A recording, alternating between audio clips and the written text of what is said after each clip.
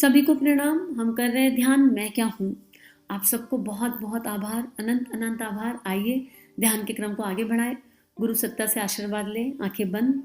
अपने हृदय में एक मुस्कुराता हुआ चेहरा देखिए जो आपका ही है। स्वयं को अपने हृदय में खिलखिलाते हुए मुस्कुराते हुए अनुभव कीजिए और कृतज्ञता का भाव भगवान को धन्यवाद कीजिए। हे परमात्मा, हे परमेश्वर, हे प्रभु, आपकी कैसी अनंत कृपा हुई कि आप हमें इस यात्रा पर ले जा रहे हैं, आप हमें ये ध्यान करवा रहे हैं। बस आपका आशीर्वाद सदा सदा हम सभी बच्चों पर बना रहे और आपका ये प्रकाश हमारी आत्मा को प्रकाशित करे और आपका ये प्रकाश अनंत आत्माओं तक चला जाए। इसी भाव के साथ एक गायत्री मंत्र हंसते खिलखिलाते मुस्कुराते एक बहुत ही हैप्पी वाइब्रेशन के साथ मानिए मन गायत्री मंत्र का उच्चारण।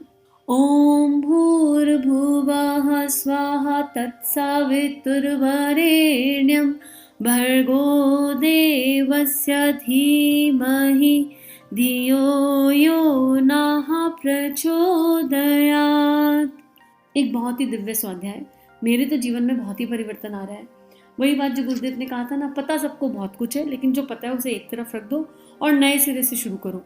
तो जो कुछ पता था वो सब एक तरफ रख दिया और गुरुदेव नई यात्रा करा रहे हैं झूले में बैठा के। तो अब इस झूले का आनंद लिया जा रहा है और हम लोग तो बस झूले पे बैठ गए, आप समझ लो। और गुरुदेव है, गुरु शक्ति है, गुरु तत्व है जिन्होंने पीछे से पकड़ रखा और मीठी मीठी हवा चल रही है और हमको हिला रहे हैं।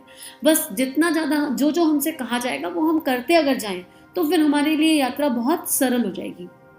जैसे हमें मानस लोक की दिव्यता समझाई, उसके बाद गुरुदेव ने कहा कि अब हम क्या कोशिश कर रहे हैं। अब हम कोशिश कर रहे हैं कि हम आपको आपके मानसिक लोक में ले चले, आपके दिव्य चक्षुओं का जागरण कर दें ताकि आप अनुभव कर सको। और उसके बाद गुरुदेव ने क्या कहा कि प्रत्याहार, धारणा और समाधि ये योग की उच्च सीढ़ियां हैं और यही एक रास्ता है। अब इसी को गुरुदेव आगे लिख रहे हैं। आध्यात्मिक साधक योगी यम नियम आसन प्राणायाम अनेक प्रकार की क्रिया करते हैं। हठ योगी नेति, धौती, बस्ती, ब्रजौली आदि करते हैं। अन्य मतावलंबियों की साधनाएं अन्य प्रकार की हैं। ये सब शारीरिक कठिनाइयों को दूर करने के लिए है। शरीर को स्वस्थ रखना इसलिए जरूरी समझा जाता है कि मानसिक अभ्यासों में गड़बड़ी ना हो। देखो, ये शरीर एक साधन है, एक इंस्ट्रूमेंट है। हम ध्यान करने बैठे और ध्यान करते बैठते पैर में दर्द, हाथ में दर्द, यहाँ राम राम, वहाँ राम राम, यहाँ तकलीफ, वहाँ तकलीफ, तो फिर चिंतन इतना एकाग्र नहीं है ना, फिर चिंतन लगेगा नहीं। बार बार शरीर की तरफ मन भागेगा, बार बार परेशान होएगा और फिर हम जिस मानस लोक में परम पूज्य गुरुदेव हमें लेकर जाना चाहते हैं, हम उस मानस लोक में प्रवेश नहीं कर पाएंगे। तो जितने भी ये नियम हैं, जितने भी ये क्रियाएं हैं, हर कोई अलग अलग तरीके की कर रहा है, लेकिन इन सब का लाभ है। जैसे प्रत्याहार किया तो आपका पेट ठीक रहेगा और जिसका पेट ठीक है उसको कोई बीमारी वैसे जल्दी से नहीं होगी। ठीक है, अगर आप लगातार आसन करते हैं तो हमारी बॉडी में एक फ्लेक्सिबिलिटी, एक एनर्जी क्रिएट रहती है। हमारे एनर्जी सेंटर्स जो हैं वो ओपन हो जाते हैं, उनमें ब्लॉकेजेस नहीं होते। ठीक है, आसन करने से। और वजन, अगर उससे वजन पे भी फर्क पड़ता है, वजन कम रहता है तो वजन अपने आप में एक बीमारी है। ठीक, उसके बाद जो लोग प्राणायाम करते हैं उनकी सारी नाड़ियाँ, जिस नाड़ियों से हमें प्राण को कैरी करना है और उसको ऊपर ले जाना है, वो नाड़ियाँ क्लीन हो जाती है, शुद्ध हो जाती है और उससे क्या होता है, कंसंट्रेशन, फोकस पावर बढ़ती है। तो मानस लोक में जाने के लिए भी मेरी विचारना की शक्ति अगर है तो मेरा कंसंट्रेशन और फोकस भी तो स्ट्रांग होना चाहिए, बैलेंस होना चाहिए। तो गुरुदेव यही कह रहे हैं कि शरीर को स्वस्थ रखना बहुत इंपॉर्टेंट है ताकि जो हम अभ्यास करने जा रहे हैं उसमें हमें समस्या ना आए। हम अपने साधकों को शरीर स्वस्थ रखने का उपदेश करते हैं। आज की परिस्थितियों में उन उग्र शारीरिक व्यायामों की नकल करने में हमें कोई विशेष लाभ प्रतीत नहीं होते। धुएं से भरी हुई शहरी वायुमंडल में रहने वाली व्यक्ति को उग्र प्राणायाम करने की शिक्षा देना उसके साथ अन्याय करना है।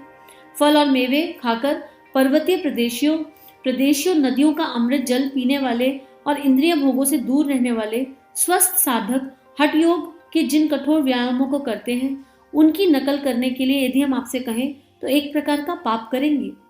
और उन वास्तविकता को जाने बिना उन शारीरिक तपों में उलझने वाले साधक उस मेंढकी का उदाहरण बनेंगे जो घोड़ों को नाल ठुकवाते देख आपे से बाहर हो गई थी और अपने पैरों में भी वैसी ही कील ठुकवाकर मर गई थी। स्वस्थ रहने के साधारण नियमों को सब लोग जानते हैं। पहले तो गुरुदेव ने यहाँ विवेक संबंध बात करी है ना। कॉपी कैट की यात्रा नहीं है ये, कॉपी कैट नहीं करना, विवेक के आधार पर कार्य करना है। प्राणायाम बहुत इंपॉर्टेंट है, कहा जाता है और आज भी है, लेकिन पहले ज़माने में इतनी खुली हवा, जब ये प्राणायाम की विद्या आई थी तो इतनी खुली हवा थी, इतना अच्छा एनवायरनमेंट था। और आज भी जो बिल्कुल उन प्रदेशों में हिमालय पे बिल्कुल स्वच्छ वातावरण में रहते हैं, उनके लिए मैजिक है। लेकिन आज आँख खुलती है तो धुआं निकलता है। मैं जहाँ पे रहती थी पहले पुणे में, आप यकीन मानो एक ऐसी पर्टिकुलर एरिया में रहते थे कि जब क्लीनिंग करो ना नोज़ की तो ब्लैक कलर का कफ निकल कर आता था। इस लेवल पर वहाँ पर पॉल्यूशन था। तो अगर ऐसे में हम प्राणायाम करेंगे तो हम अंदर क्या लेकर जा रहे हैं। इसलिए प्राणायाम भी भावनाओं के द्वारा किया जा सकता है। सांस तो आ जा रही है तो हम लंबी गहरी सांस लेने की जगह फोकस कर लें आती जाती सांसों पर।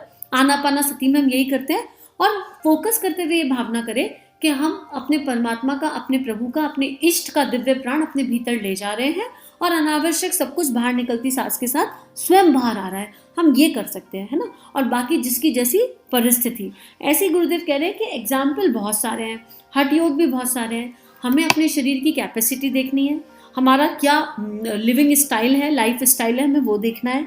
हम किस प्रोफाइल में है, वर्क प्रोफाइल में है, हमें वो देखना है और उसके आधार पर हमको निर्णय लेना है। अल्टीमेटली हमें शरीर को स्वस्थ रखना है, पर यह निर्णय हमारा होगा कि हमें अपने शरीर को हमारी परिस्थितियों के अकॉर्डिंग किस तरह स्वस्थ रखना है। अब कोई ऑफिस में बिल्कुल चेयर पे बैठने वाला इंसान है, उसको बोला जाए कि तुम 1.5 घंटा रोज का वर्कआउट करो, जिम करो, आसन करो, बात बन गई। लेकिन कोई बिल्कुल फील्ड पे काम करने वाला इंसान है, पूरे दिन फील्ड पे, उसको भी हम सेम दवाई दे दें तो बात नहीं बनेगी ना। वो तो ऑलरेडी फील्ड पर लेकर कितनी कैलोरी बर्न करना है। तो ये आप निर्णय खुद ले सकते हो, ठीक है। हमें कोई कॉपी कैट नहीं करनी किसी की भी। हमको ये देखना है कि हम स्वस्थ हैं, हमारा पेट ठीक रहे, हमारी नाड़ियों में कहीं कोई ब्लॉकेज ना हो, हमको इस तरह चलना है। हम जो रेगुलर ध्यान के सेशंस होते हैं जो गुरुदेव की कृपा से चल रहे हैं, उन सेशंस में हम लोग एनर्जी एक्सरसाइज करते हैं और उससे सबको बहुत लाभ हुआ है। मैंने एनर्जी एक्सरसाइज के एक्सप्लेनेशन का एक वीडियो भी चैनल पर डाला है, आप लोग चाहो तो उसको भी देख सकते हो। ध्यान के सेशन भी अगर आप लोग चाहो तो ज्वाइन कर सकते हो, लेकिन वो पेड बेसिस है क्योंकि स्वावलंबन बहुत इंपॉर्टेंट एक एनर्जी है।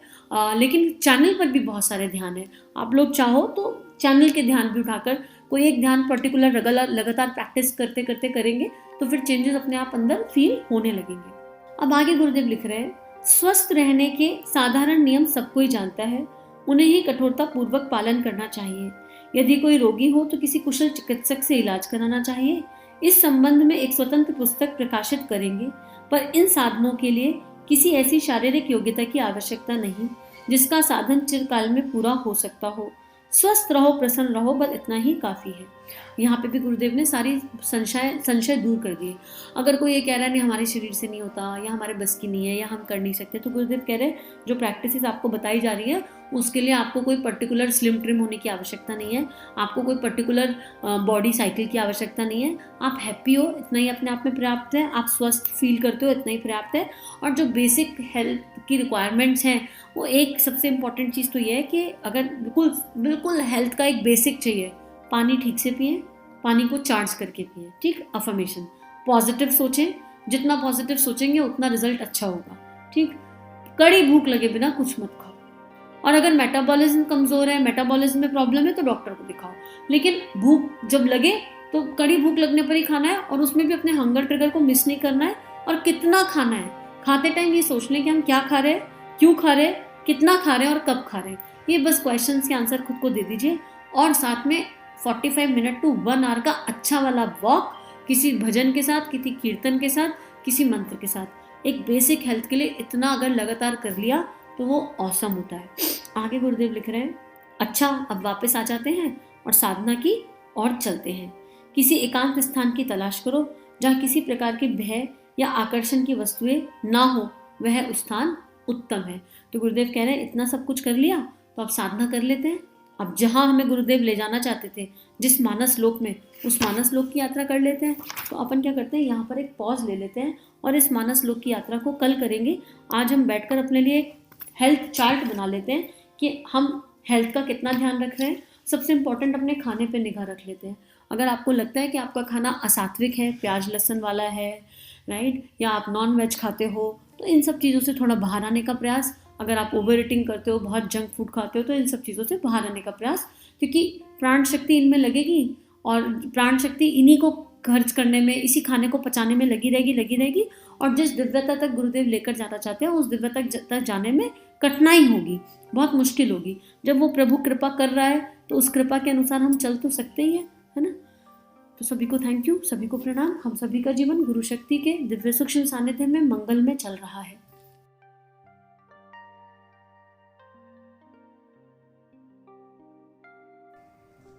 हमारे YouTube चैनल को सब्सक्राइब कीजिए और बेल आइकन पर क्लिक कीजिए ताकि आने वाली सभी वीडियो की नोटिफिकेशन आपको मिलती रहे। आप सभी को बहुत बहुत थैंक यू।